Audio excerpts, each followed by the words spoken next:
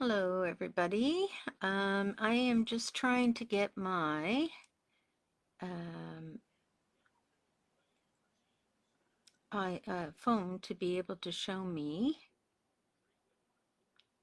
people's comments. I'm trying to sort out all of these issues. I'll be right with you.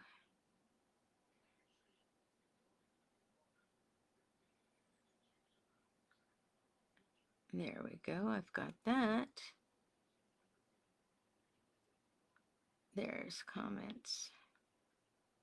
Okay, I might be able to do this. Hi, Jan Lavelle. I can see comments. Yay! I've been working on this for so long.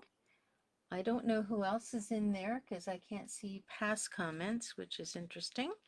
Um, let's see. We've got Margaret, we've got Darlene, um, Sheila, and Jan, and my comments on my phone are not forwarding. Wendy's there. Um, mm, that's funny. Just does not like me. Okay. Sorry, guys, I'm not getting comments. I can get one at a time and then it doesn't forward, so I can't see real-time comments. Okay, so we are still in that situation. I apologize for that. I thought I was being smart. I'm being smart, but Facebook isn't. So maybe if there are questions, I saw you were online, Darlene, maybe you can field some of those for me. And if we don't get to all of them, please leave your comments in the stream in the comment section, and I will definitely go back after the video and answer any questions I see there. So tonight is all about what kind of blender are you? So, as you know, some of you, I have been having a blender, uh, what's the word I want to use? I haven't found the perfect blender for me yet. So I went on a little um, trip down a rabbit hole of blenders and stencil brushes and did some research. And I actually did it like super efficiently. I've got all my little columns and my pros and my cons. So I did quite a bit of investigation into what kinds of blenders there were that we had available to us, and also what they did, how they worked, their general use, and some ideas of what would be a better use for them in what circumstances. And I did find that they are all very, very different. They have their own characteristics. So the blenders that I chose to look at are the Nuvo dual-ended blender brush, which is got a natural sort of hair on either end, small on one end and large on the other end. Maybe I'll just lift up for a little bit until we get started. We got lots of plastic making shiny things here. Okay, so we have a longer end on one end and a shorter end on the other end. These are Prism Studio. You'll notice that in Papercrafters we have some Prism Studio products. Sherry gave me these to test out. So we have, they're very similar to the Gina K and to the Hero Arts and everything. So we tried those out. We have a set of two sizes of the Pink Fresh Studio blender brushes, and they're kind of cool because they're small. And they have their goods and their bads. And then we have our traditional blender brushes using the foam tips in large and small sizes. And I want to introduce you to a new product that is a, a PCW signature product, and this is our matte sticks, and it's M-A-T-T. Second word is S-T-I-X. So these are our matte sticks, and they're our answer to um, a more what's the word I want to use? Affordable version of the Ranger daubers, but I'll talk more about those a little later. The other thing that we worked with, or I worked with, and actually some of the other girls tested these out as well, are the Nuvo 4 nylon brushes, and they're 4 different head sizes. And then finally, the retractable Tim Holtz stencil brushes. Okay, so let me start with, I think I'm going to start with these guys right here. So I'm going to sort of give you an overall general description of each of the brushes. Then I'm going to give you what I think are my pros and my cons, both in overall stenciling, so that's the full background stenciling, and sorry, blending and stenciling. So with these brushes, I have two examples. On my right hand side, I have using Pink Fresh ink, and on my left hand side I have using the Distress ink. So I tried to keep the images as similar as possible, and I'm a Distress ink user, so I have a lot of that kind of ink, not so much of the Gina K and the Pink Fresh. So I just wanted to give you a sense of how they play with both kinds of inks. So in general, I'll just show you first. This is the brush I've been using, and you can see that it's a little bit discolored. And it's slightly wider on the longer bristles. The shorter bristles seem to keep their shape, but they're not far off from how the original brush came in the package. So I have been using these quite a bit, and they just get a little wider and a little puffier. But this one has never been used. So you can see that the wear and tear on these are not too bad, but I'll talk a little bit more about that in a moment. So getting back to my brush. In general, this brush, it looks pretty stylish, but it's rather large. And the natural bristles clean well when you think, when you consider the different kinds of colors. Now, reds are always a challenge, reds, oranges, and sometimes yellows, because they tend to stain more easily. So you can see that I have some staining on the tip, but it doesn't affect the use of the brush. They generally return to their original shape, as I showed you a moment ago, after drying, and they prefer to be dried on their side, because what happens is if you dry them top to bottom with something holding them, the bottom dries really nicely, but the top, the water goes and sinks inside, and you risk having the glue that's holding the brush together give out over time with the amount of water that you constantly put in your brushes when you're cleaning them. So this can be cleaned either by washing with soap, a mild soap, or you can just simply brush off the color. I washed these for today's session because they were pretty bad, but I do tend to just wipe them off on my paper towels because I don't like losing the ink down the sink. Ah, I rhymed. So there are two brush options on either end of the wand. So we have the long bristled one and the short bristled one. They don't look a lot different, but they do behave differently. The storage of these could be an issue as they're large. And if you're like me, you like to have one for each color family. And I tend to do 6. So I'm doing primary colors, red, yellow, and blue, and then secondary colors, green, orange, and purple. So I tend to have 6. So having 6 of these to carry around in store could be a little bit daunting if you don't have a lot of space.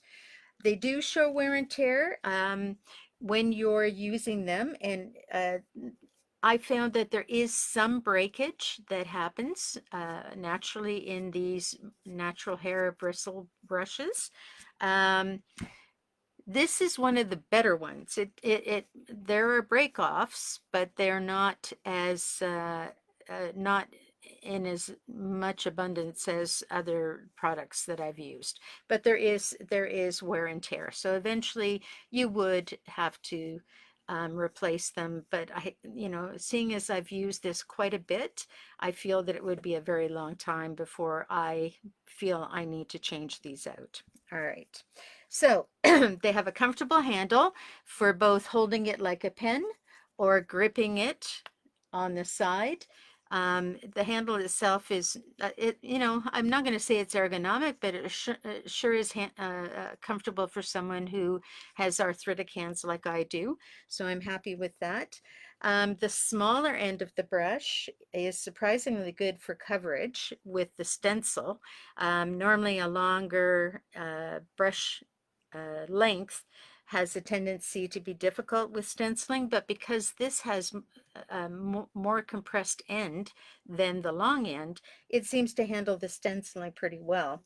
And it also handles unsupported sections of the stencil. So let me explain what I mean by that. So small stuff like this, I consider this supported. It's when you get to these little bits that don't have any support to hold them in place that you run into trouble with a lot of the brushes. With this particular brush, using the small end, sorry, over here, it doesn't seem to slide under or brutalize your stencil very much. It works very well to get the ink in and around without lifting up the stencil. So you can see here, it quite easily handled the intricacy of the die. On this side, not so much. I used the longer bristles on this side. So that was my test for that with the Distress ink. And I had similar issues, pretty good with the smaller, not so great with the longer bristles in this particular brush. Okay. Now, some of the cons of this brush. The bristles, as I said, the bristles can break off if used too aggressively. And what I mean by that is I have a heavy hand, so things that come through my craft room have to take some abuse. And I also use a number of different products other than just really nice, easy to use inks. You know, I'm often using paints and whatever. So my brushes, I demand a lot of them, and I have a tendency to push hard when I do things. So this when it's manhandled, can break off. I find the long side is a little better, but the short side, because of the tighter compression, it tends to snap off a little bit easier. It needed to be used. I need to use it many times to make layers to build a saturated color. So as you can see in the backgrounds here, to get a nice even color in the bristles, I used the longer bristles, and it took me a long time to build color. It was much easier with the Distress ink than it was with the regular line ink. I don't know why. Same brush, but oops, I've got the wrong brush here. Ah, hang on. We Niveau Duo. Sorry, this is the one. There we go. I don't want to mislead you with that. And the nylon brush goes at the bottom. Okay, back to this. It did take time to build color. And as I said, it was a little bit easier to build color and get a nicer gradation of color with the Distress, I felt, than the regular ink. With this particular brush, it tended to kind of give little circular dots and became sort of pixelated with the regular ink. So I don't know if that's an ink issue or a wand issue, but it's out there. The darker the color I used, the more I could see brush strokes. So when I was using light colors, it blended fairly well on the Distress and more or less well on the regular ink. But once I started to get into the darker colors, then I started to notice the brush strokes a little bit more.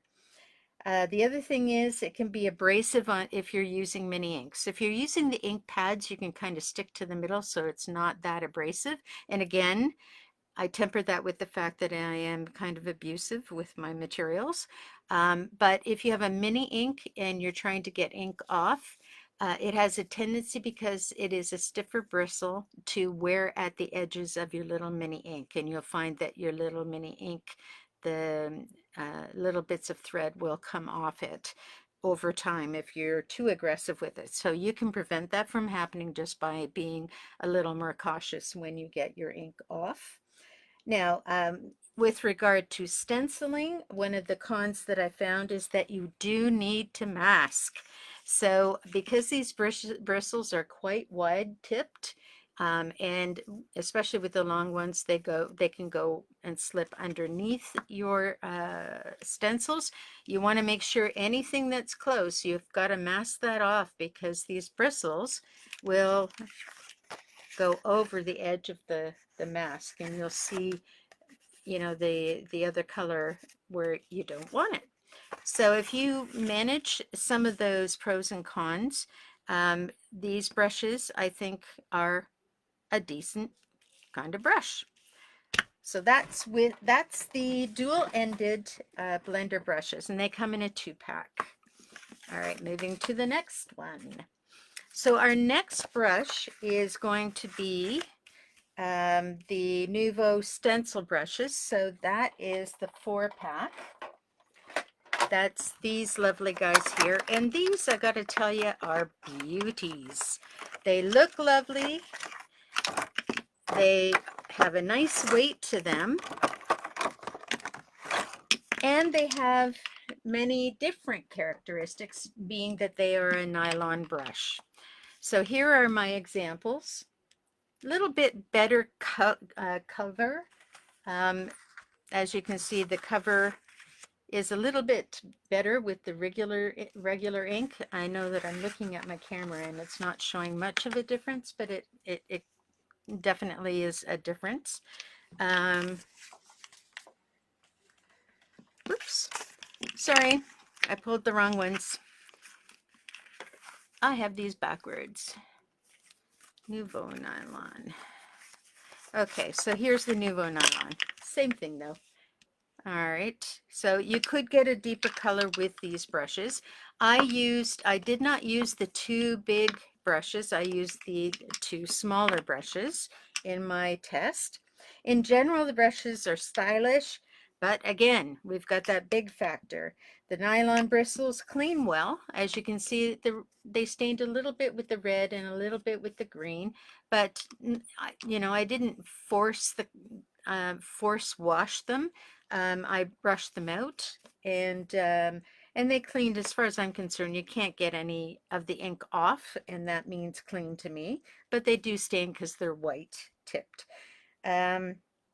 So you can wash these with soap, just making sure you get the soap off, or you can just wipe them off on your paper towel, and they work just as well that way.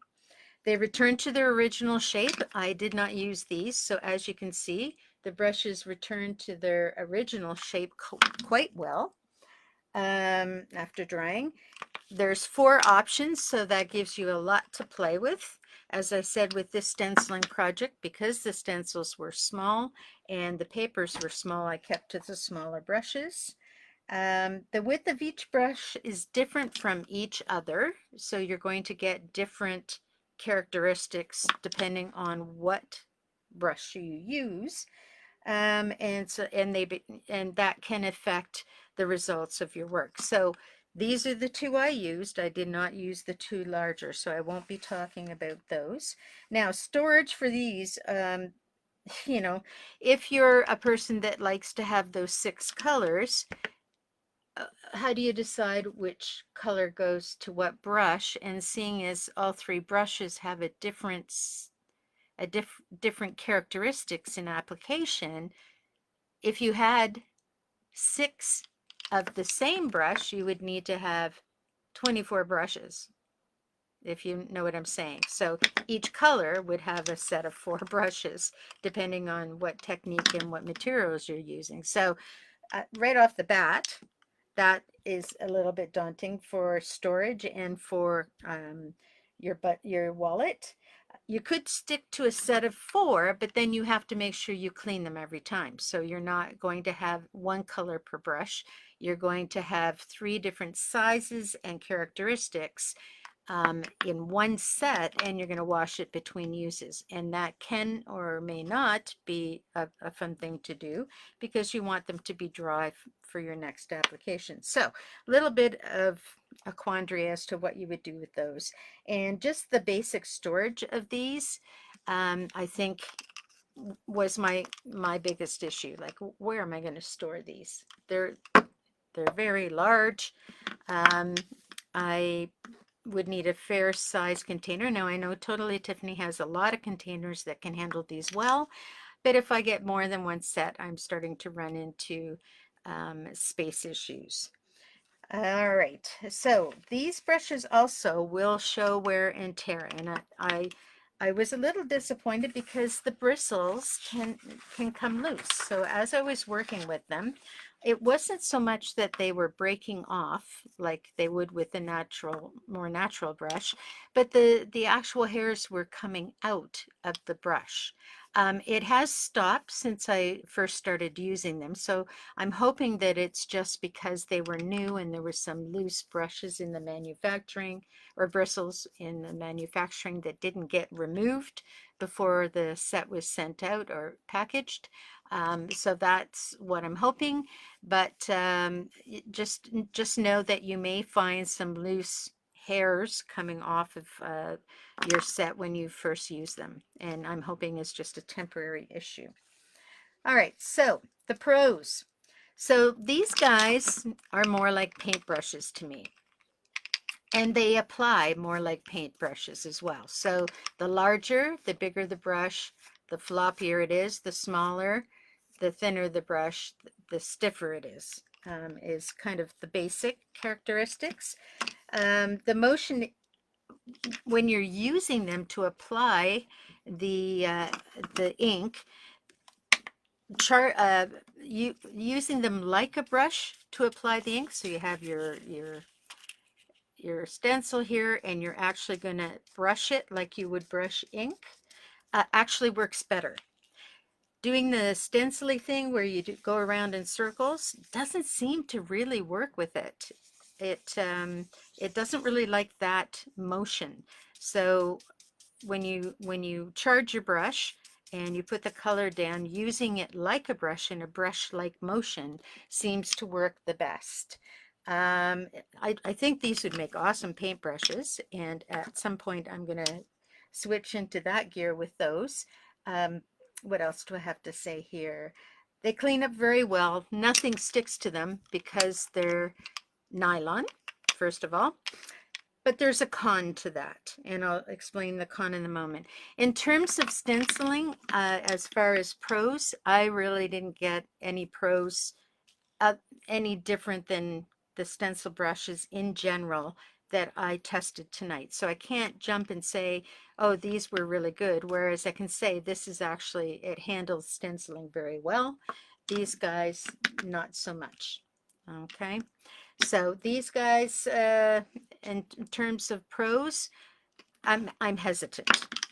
Now, as far as the cons, you had to do a fair bit of layering with these brushes to get the color built up.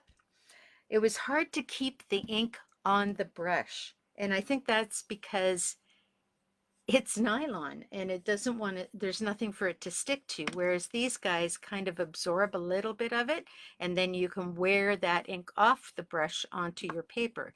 This just didn't seem to stick enough, so I was constantly dabbing, dabbing, dabbing, whereas this one I would just kind of dab and then be able to play with a little bit. So that was a con for me. It didn't stick. I found that the bristles were too long and too soft in general. And they tended to slip underneath. If I didn't have everything completely masked off, and I happened to push in the wrong direction, the bristles would go underneath the stencil and you would get all kinds of interesting little fuzzy, hairy looking things happening on your stenciled image. Again, I told you about the loss of some of the bristles. The handle got in the way for me. It was just too much handle. I wasn't comfortable with it. I use both hands when I'm working, and I found myself doing a lot of connecting with the long handle. But that's, like I said, this is like adhesive. It's a very personal thing. I did find that loading these were better to load in one direction, as were these. The longer bristle, I think, is the key to that. If you have a longer bristle blender, loading your brush in one direction seems to work better in terms of being able to get it to spread better. What else do I need to say? As far as stenciling, bristles slipped underneath the stencil frequently. You needed to really mask very well. And when you put any pressure down, your brush opens up quite a bit. So that nice little tip that's here, the only way you can keep that tip is if you're doing very light work. As soon as you put any pressure, that tip widens quite a bit. I found myself gripping the bristles, so yes, I ended up stenciling like this, where I grip the bristles to pick up the ink and do the inking on the paper, which I haven't done with any of the other brushes. And it was not great for supported detail. Now this one,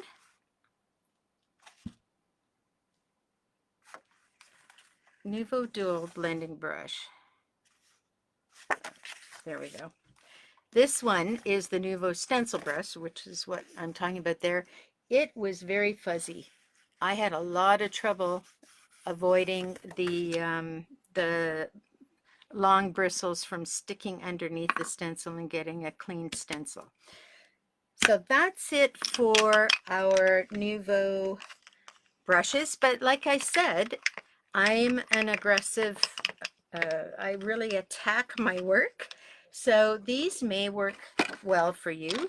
As brushes, I'm looking forward to trying them as paint brushes. So hopefully I will be thrilled with them as paint brushes. Now the next ones I'm going to do are the retractables, and let me get the retractables here. I'm just going to take a second to see if there's any comments I need to respond it to. I hope I'm still coming on live.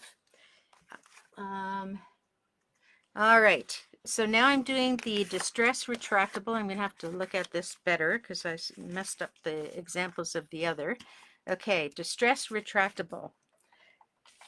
That's these guys here. Now these guys are kind of awesome. For a bunch of reasons. So first of all, let me tell you about the brush itself. So in general, these brushes look stylish, and they are retractable with the lids. So they come to you like this, and you just simply pop off the lid, and there's your brush hidden away, all taken care of. And you just poke it out when you're ready to use it.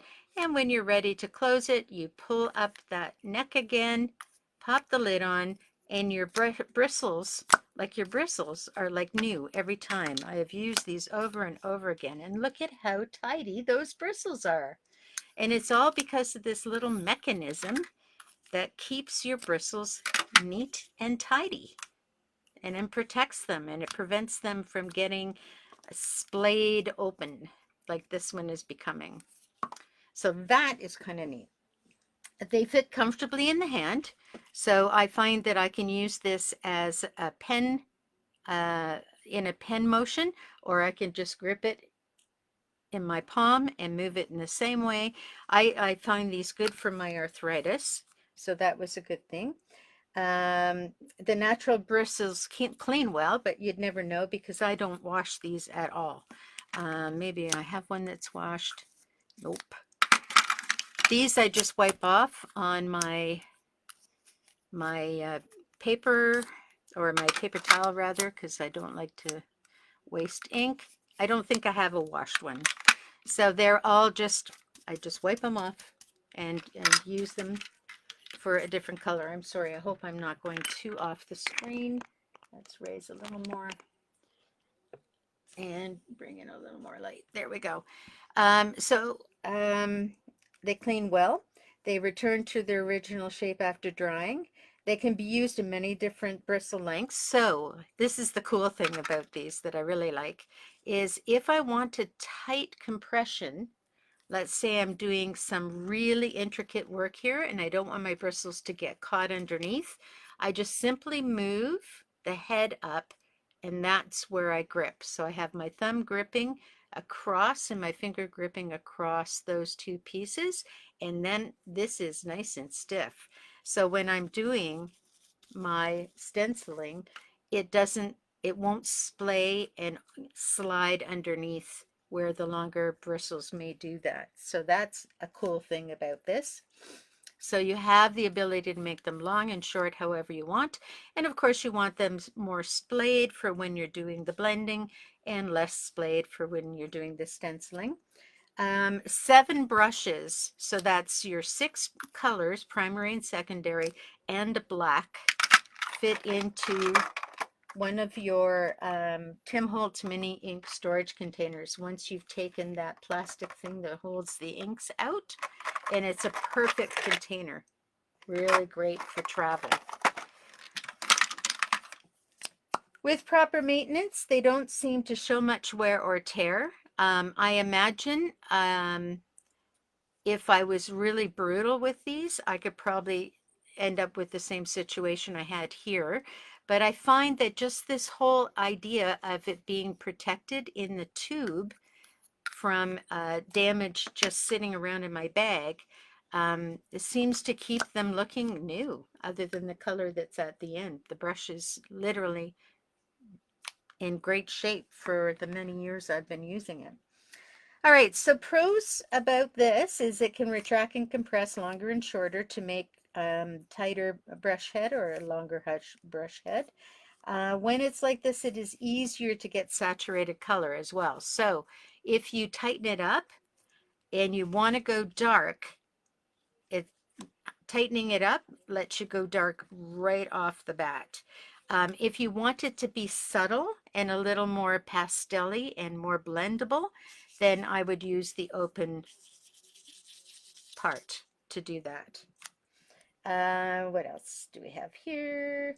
You can achieve an overall blend with only a few minor brush strokes evident. Okay, so in the case of some of the other brushes, like this and like the larger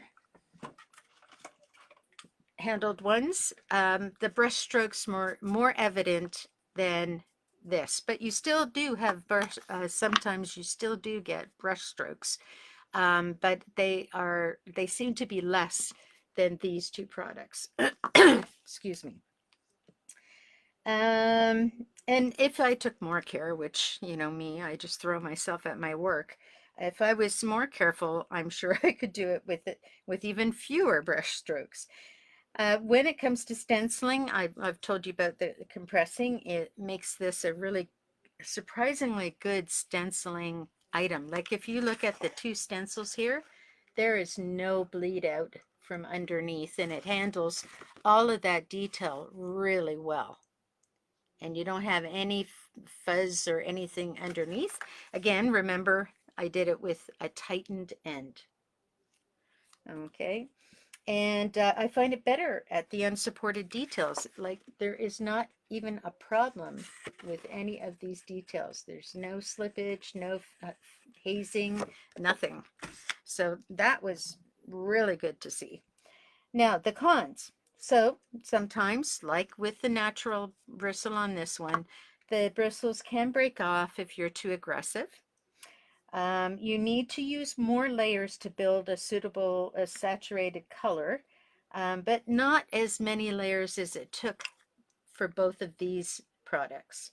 So this product I got more saturation more quickly, and definitely more in the distress than I did. It took me much longer in the regular line of inks than the distress line of inks.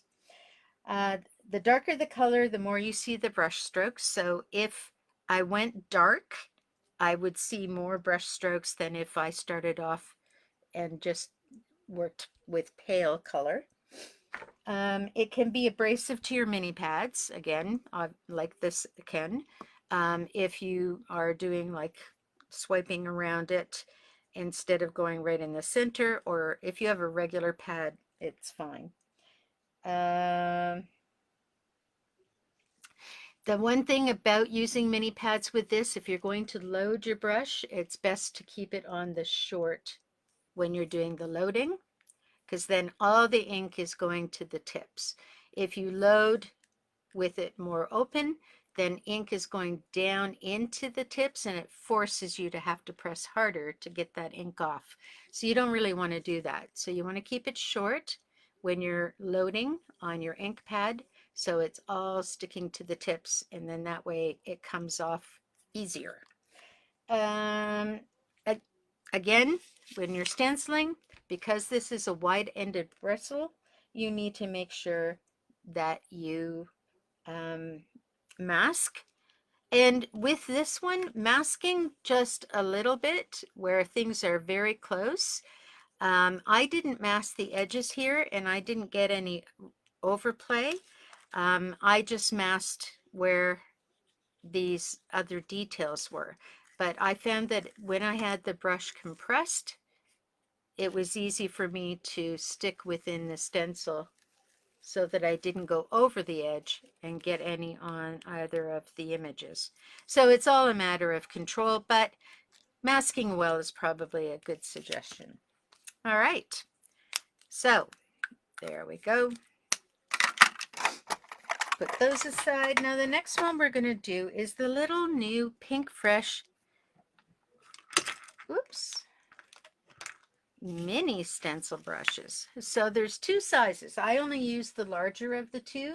The tiny mini I didn't have, so I didn't use that. So I'm just going to be talking about this guy, and I'm going to make assumptions about the other mini.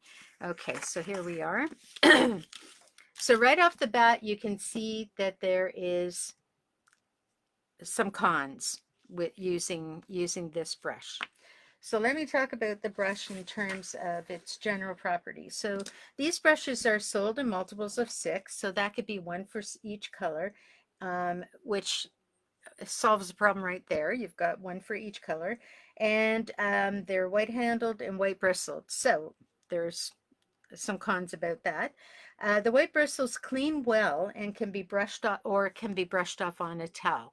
So this had purpley, well, it had the colors that were here, so it still retained some of that color after cleaning, but you know, it mostly came off when it was washed with a mild soap. Or when you brush it off on a paper towel, it will never come this white, but you can still, if it's a water soluble paint, you can still get that out when you use a light soap. And red inks, anything with red in it, like oranges and reds and purples, will stain it. They return to the original shape. So this is the shape they come in when you purchase them. There are two brush options, a large and a small, well, a mini and an extra mini. They come in a very useful storage box. We had a lot of ideas how to use the storage box, which can be stacked and recycled as a drawer or for other small things if you put your brushes into something else. And they are small in length and width, so they won't take up much space. The wear and tear will show due to the staining. So the actual tool itself will probably remain fairly well put together, but the wear and tear is going to show mostly in the staining of the white bristle. So pros for these small things. The small straight handle can be held like a pen. so it's easy to hold like a pen if you're more comfortable holding it that way. Um, if you're gripping like this to work, it's a little bit thin, but you know, I think it works fine as a pencil. The tighter the circular motion, the darker the color can become. So in other words, it's very pale and you have to do very many layers, as you can see how different those colors are. Um, to blend, you have to add and add and add, and you have to do small circular motions to get the most out of your ink. The wider you go, the more layers you need. The smaller you go, the less layers you need. I'll talk about the fallout for that in a moment. Um, uh, what was I going to say? Okay, so with the stenciling, I suspect the stenciling would be much better with the smaller version of the brush. This brush handled the stenciling in both cases pretty well. There was no over or slippage underneath, so the length of the bristle is quite good. And what else did I want to say about that? But I think the smaller one would even be better. You'd have to worry less about it. I was very careful when I was working with it. One of the things I did do is I showed you the difference in tone here. I just dropped a brush. Excuse me a moment. I took this small brush and went across the top part of both of the stencils. And you can see the difference in the intensity between the smaller, more compact bristles in this small brush across the top than this brush in the center section. So it's much clearer and darker and more saturated here than it is here. And the same goes with the distressing. Less saturated here, more saturated there. And I think it's just the fact that they're flat surfaced brushes. So a smaller brush would be able to apply the ink in a smaller area quicker. And this brush managed that well, but I'm not talking about that brush. This is why I guessed that the smaller of the two brushes would be better for the stenciling. And cons. So bristles are too long and not as stiff enough for an overall blend without leaving circular marks. So you can see a lot of hot spots. And because the tip is, because you have to do smaller circles to get a darker blend, you end up getting a lot of hot spots in both types of ink. And that's just because it's hard to blend those all together and match them up, because every time you go over a hot spot with more ink, it becomes even hotter, even if you're trying to get this light spot to be darker. So it's a bit of a challenge that way. So I think for overall blending, this might be just a little too small. For stenciling, it's good. But then again, not having tried the smaller one, I feel like the smaller one would be the better bet for stenciling. But then again, it depends how detailed your stencil is too, because if you have a more open stencil, it, like I said, handled both of the dragonflies very easily, and they're the more opened stencil part of the stencil. The handle is a little small for a good grip for me, as I mentioned earlier.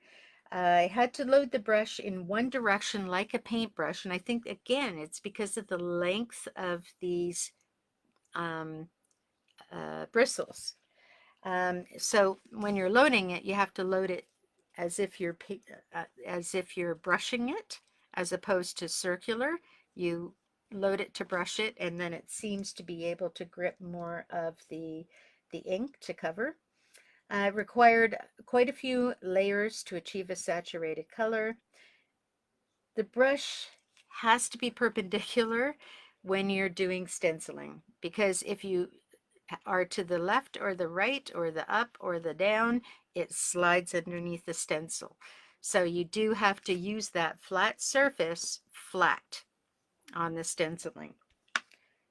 All right, I think that's it for those little brushes, and I'm going to get a teeny one and just confirm my theory with that. The next one I'm going to do is the Prism Studio, which are these brushes. Oh my goodness. There we go. So these are very similar to some of the other brushes we have in-house, and these were the ones that I don't know whether we have this brand in stock, but it's it certainly probably has the same characteristics as the other Hero Arts and Gina K that are there. So in general, these brushes have white handles and white bristles. The handles tend to be flexible, so there's a fair amount of bend in that handle, both in the big and the small. Okay. So if you have a heavier hand, you may find them a little too flexible. So I like things to be stiff so I control them. I think that what I was finding was because of the flexibility in the head, I tended to push too hard and compress the bristles too much because there wasn't a stopping point for me pushing because the handle would bend, and then I wasn't feeling like I was getting the color on there, um, enough of the color on there. The white bristles clean well or can be brushed off. These have been washed, and if you notice the colors on them, again, those red, purples, orange, they will stain your brushes, but they're clean and they're usable, and it doesn't affect the process. They return to their original shape after washing or drying. There are several different brush options available for purchase. The length and the width being the actual thing that changes in them, because the brush length is still the same size. Um, and so this again becomes an issue. Do you have a big one and a little one for each color? And then you end up having 12 brushes overall, or do you use 3 brushes and 3 brushes and just do like green, anything that's blue, yellow, and red? Well, you can't really do that because greens will mess up your yellow and can have a hue after being cleaned. So it's a bit of a struggle, but not so much as the long-handled brushes, which were 4 in a pack and 4 different things. So it is potentially possible to have 12 brushes, 6 of the small and 6 of the larger, for covering your colors. They can be, the nice thing about these is you have some options for storage. You can store them in the towers, so they all kind of sit in the towers, and you can add levels to the towers, which is really cool, and it spins and everything else, so it makes it easy to use in the studio. It's the transporting that's a little bit difficult. So you would either have to transport the whole tower or the individual brushes, and then again you would then need another container for that. So considering which way you want to store them for the most economical way for you is totally up to your budget. The wear and tear they will show is probably mostly just the staining of the bristles, because the handles are pretty durable. I'm, like I said, heavy-handed, and it didn't really cause a problem at all. So just very quickly, oops, this way. The pros: easy to grip, generally good overall blending compared to other blenders. So I did like the way these blended out. They were much, much easier to get color on the paper. Um, they were super great if you liked light color. So if you like things to be paler, these brushes were awesome. I used the small 1-inch across the top half of each, um, the top inch and the bottom. So you can see a difference using the smaller through the stencil than using the bigger through the stencil. It's much more intense and saturated with the smaller brush as a stencil brush than in the center section with the large one. And it's more noticeable in the regular inks than in the distress ink. In the distress ink, it was about the same. All right. Now, cons. So I found that the heads would bend when blending and felt like I had to press hard to get coverage. And this created hot spots. So I have a number of hot spots, especially in the distress. You can see them there because I the pressure I was putting on it, the head was so flexible that I felt like I had to press down harder to get it to cover. It felt like it was giving way and bending back too much on me. I needed to use many layers to build a suitable saturation of color, which isn't great if you like saturated blends. So if you like really saturated blends, which is more my jam, I had to work really hard at it. Like I said, if you like the paler look to things, then these brushes would be right up your alley. The darker the color, the more you could see the brush strokes. So in the pale colors, you could literally see no brush strokes. It was when I started to get to the darker color that you could actually see the swirling marks and the hot spots that were created with the brush. I didn't have any cons with the stenciling other than it would be better to use the smaller brush than the larger brush to get more intense color and to also get that detail in. So other than that, I didn't have any cons with stenciling at all with these brushes. All right, we're hitting the home stretch here. So we'll put those guys there. We are now moving on to, oh, sorry, I did have, my little box went over. So with these, I really had to work the color in many layers to get good coverage. And you definitely need the small head for the stenciling. So we already talked about that. Okay, now we're working with the Nelly Choice pads. Okay, so thing you need to know is there's two different applicator pads. The one that has in the style number a 005 is a regular foam pad like these two. The one that has in the style number as 004 is a denser, more rubbery fabric than foamy fabric. So there are some differences there. So with the regular foam, and the reason why I don't have the denser one is because of the cons, and I'll explain that in a minute. So these are the foam pads. So in general, these blenders are your basic tool, right? This is your basic tool. The foam head is flat with an open compression, so it's nice and spongy. The sponge head can clean well, or it can be brushed off on a towel to remove ink. I brush off, as you can see. These have been reused and reused, by the way. They generally return to their original shape, so the roundness is still there, but they can be stained, and sometimes the pad will shrink. I don't care if the pad shrinks as long as it holds the pad on there. That's all I'm worried about, and the circular shape is still present.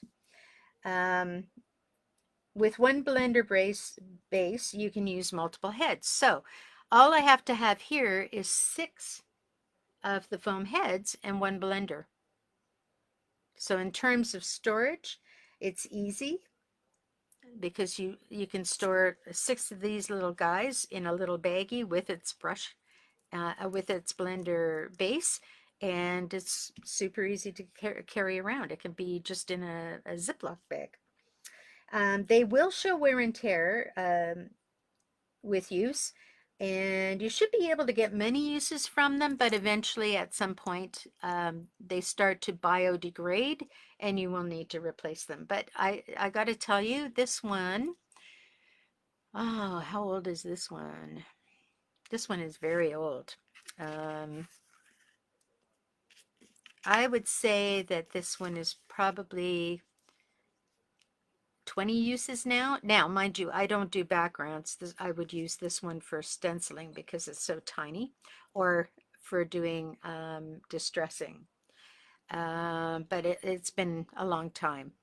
And it's still in fairly good shape. You can see some wear and tear on the edges. It's starting to fray a little bit, so I should consider replacing them, but they do last for quite a while. And this is my red one.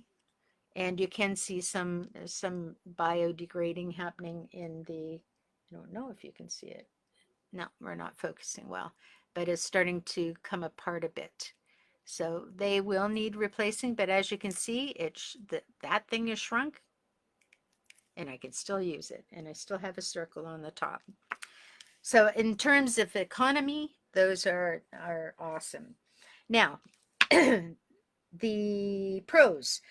Overall coverage. So it's got a comfortable grip, but it's a little bit too small for the whole action you have to do to cover a background. I find I was getting a little achy um, when I was finishing, by the time I was finishing getting the different layers of color on the background. It blended much better with the pink fresh inks here than it did with the distress. So, and I think that has to do with the type of head it is. So the sponge kind of stuck to the paper with the distress ink versus it going on fairly smoothly with the regular ink. Now, being a distressed, grungy person, that's not an issue for me. I kind of like to have some play and distress look in the background. But if you're somebody who wants a nice smooth background and a smooth blend, you're going to want to stick to regular inks if you're using these spongy pads. It shines in the stenciling. So this pad, I didn't mask anything, and I was able to get into all the different areas of this pad without going over the lines and getting it anywhere else. So you can see I don't have any over stenciling off the stencil. It all kind of, it was a perfect size for doing detail stenciling, and because it's a flat rubber head, I was able to get into the little lines and little dots very easily because it is spongy. So it's perfect, the perfect size for stenciling. Now, some of the cons. For overall coverage, the pad moves around a lot. So as you can see here, the pad has a lot of action. I don't know, it doesn't bother me so much, but if you're going to use them consistently, that might become annoying because you want to make sure you don't end up with hot spots, and you have to be very careful not to get some of these hot spots. I needed to use many layers to build a suitable color going in the overall coloring. The head was a little too small and it created hot spots, so you had to be very careful when you were blending. The darker the color, the more you could see the strokes and the swirls of the tool. So there are some cautionary things to say there. With stenciling, there was one con. I mean, it was perfect in terms of the saturation I could get in both types of ink and the detail I could get without any issue. But what did happen on occasion was that the foam caught on a sharp edge. So in some of these areas where there was a bit of a sharp pokey thing there, I don't know if you can see that sharp piece, if I hit it in the wrong direction, it would actually catch. Whereas it didn't happen that way with the bristles. So something to keep in mind, but I have a tendency to swirl anyway in small sections, just like this, rather than go across like that. So as long as you're careful, it should work out fine. So that's the spongy version. So with the more condensed, dense foam that looks kind of like a makeup foam, I can just read you. I don't have one to give you as an example. These blenders are your basic tool, so I'm showing you the tool again. The foam head is flat with a dense compression.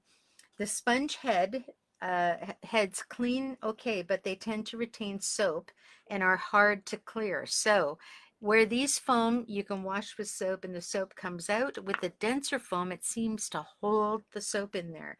And sometimes when I went back to use it after washing it, the soap was still coming out of it when I was blending, and it kind of made a bit of a mess. So just something to keep in mind. They can be brushed off on a towel or to remove the ink. So if you don't want to use soap, you can use that as another strategy.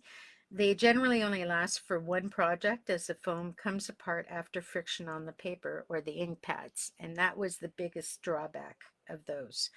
It definitely doesn't like sharp edge stencils. I had way more trouble with it than the regular foam catching on bits of the open and sharp edges on my stencil. With one blender base, you can use multiple heads. Storage is easy, blah, blah, blah. They will show wear and tear as with use, and bits and pieces of the foam actually come off while you're working onto your paper, which normally wouldn't be an issue except they have ink in them. And if you brush them off, you get sometimes little strips of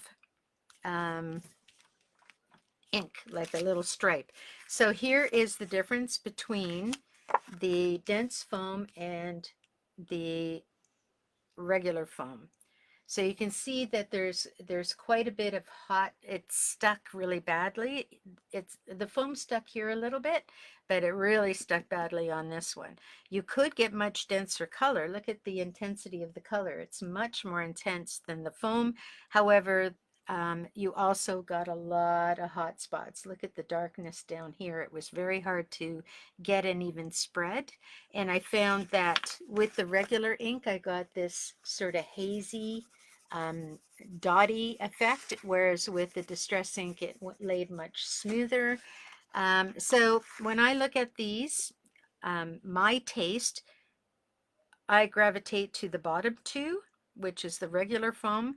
These, like they're artworks on their own, but for me, they don't float my boat. So that is that for that group. And I have one last group to show and talk about. And this is the Ranger mini blending foams. They come, the foams come in a pack of 20. You can get the Ranger base two you can get those in packs of 2. The only difference with these than the small pads is how they handle overall. So let's pull this out. So here we have our Distress side and our regular side. These are the regular foam as opposed to the dense foam. These guys last much longer than the dense foam, obviously, and much whether they're washed or not.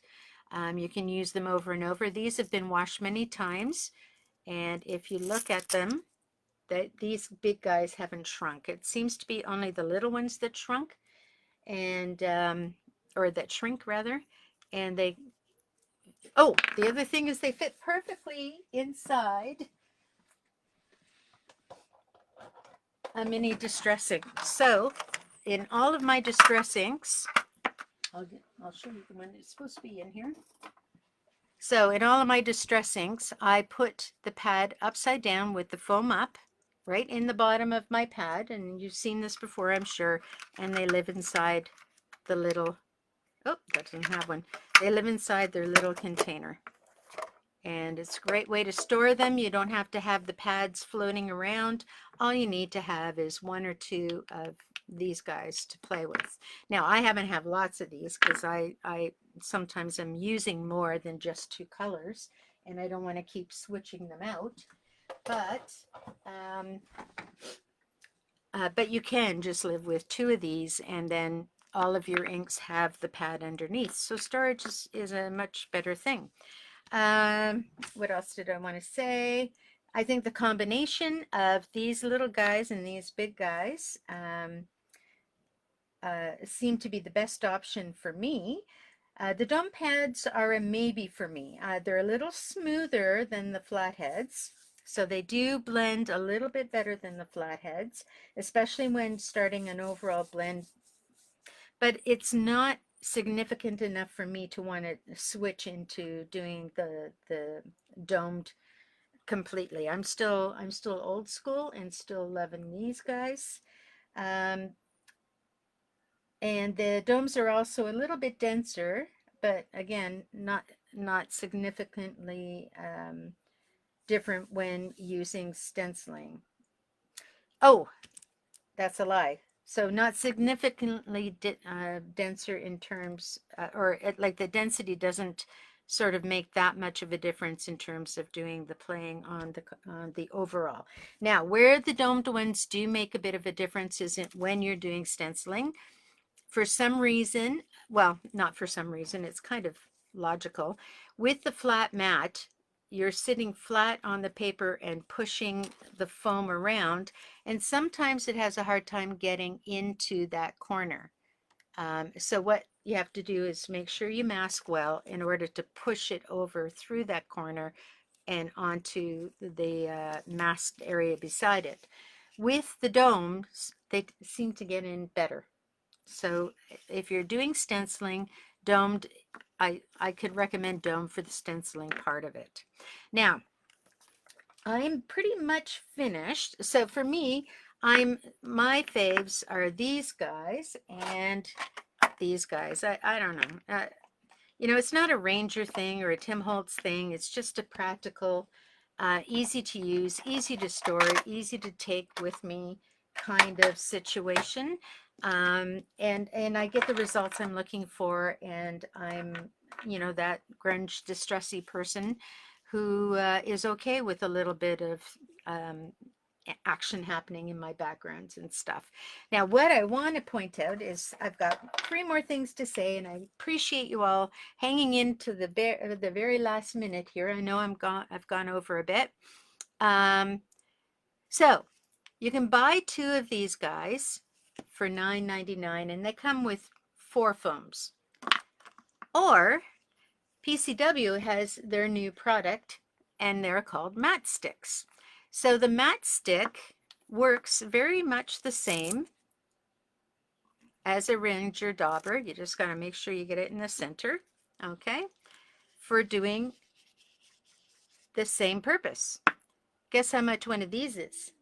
This is $1.95. So 2 of these, like even if you said $2, are $4 versus the $9.99.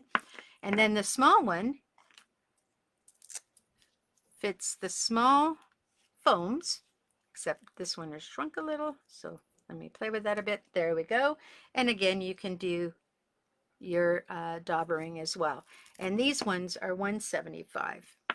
So just if you're looking to be able to open up and augment, you may have 2 of these and you want more, and you're finding that the price point is not something that you can work with, you do have another option, which is the matte sticks. And I own these, so they'll be added to my collection, and I will be, and these will, you know what I'm thinking? How many of those could I get in there too? Woo! Look at that, easy storage. So these tins, I'm loving these tins. So you could put all your daubers in here and take them with you for multiple dauber situations. If you're only working with 2-3 colors, it doesn't matter. It's when you're using many colors that you want to have more options. All right, so that's matte sticks. Now I have a couple of other quick announcements to make. I just want to remind everybody that we're closed for the Easter weekend. So we're closed on Friday the 7th. and we reopen on Tuesday the 11th. So we're not open on Friday. We're not open on Saturday this weekend, and we do wish you all a happy Easter. You need to come on to Papercrafters and um, Facebook page, because Sherry is doing a new product demo tomorrow night. Instead of the what's new, she's going to be showing you a product called the Better Press, and I'm excited. So if you're around at 7 o'clock, tune in to her what would normally be what's new, and she's going to show you this awesome new product that seems to have won a lot of awards at the last this trade show they were at this past week. So we are going to be having a pre-sale for that. There will be a deposit required, and that will all be set up after the preview tomorrow. So tune in and make sure that you don't miss this new product launch. Other than that, we will have a Learning Live next week. I don't have information at the moment. That will come out to you probably over the next week. And other than that, that's me for tonight with all my wonderful tools. And I'll put on the inner circle group how I like these as paintbrushes. Again, it's all like adhesives. It's whatever floats your boat, whatever style of work you do, however heavy a hand you have, whatever end result you want to see, there is a tool for that. And it's just you deciding what tools work best for you. So thank you for joining me. Thank you, thank you, thank you for putting up for me for 10 minutes longer than normal. Well, it's probably more than that. And I will see you next time. Bye.